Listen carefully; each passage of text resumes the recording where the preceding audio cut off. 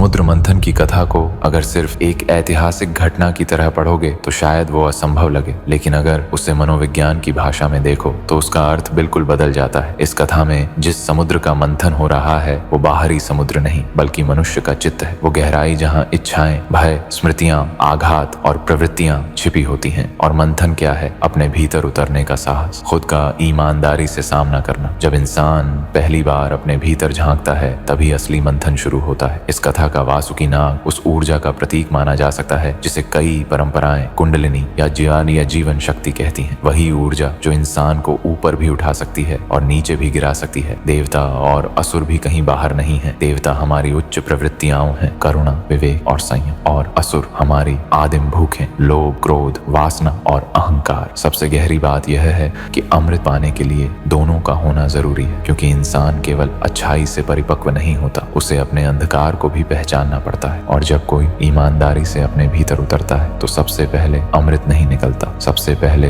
विष निकलता है। दबी हुई पीड़ा, क्रोध, ईर्ष्या, अहंकार, वो सब कुछ जिसे हम वर्षों से अपने भीतर दबा कर रखते हैं। यही शिव का अर्थ समझ आता है। शिव उस उच्च चेतना का प्रतीक है जो इस विष को न तो नकारती है और न ही दूसरों पर फेंकती है। वो उसे धारण करती है, देखती है, समझती है और रूपांतरित करती है। फिर अमृत क्या है? अमर शरीर नहीं बल्कि ऐसी चेतना जो इच्छाओं की दास नहीं रहती, जहाँ वासनाएं मौजूद तो होती हैं लेकिन तुम्हें नियंत्रित नहीं करती। शायद इसी अर्थ में समुद्र मंथन केवल एक कथा नहीं है, वह हर मनुष्य के भीतर चलने वाली एक आंतरिक प्रक्रिया है। फर्क बस इतना है कि कुछ लोग इसे सिर्फ कहानी मानकर आगे बढ़ जाते हैं और कुछ लोग इसके प्रतीकों में अपने जीवन का मार्ग खोज लेते हैं। इस पर आपकी क्या राय है? हमें कमेंट में बताएं, इसे शेयर करें और ऐसे ही कंटेंट के लिए फॉलो करना न भूलें।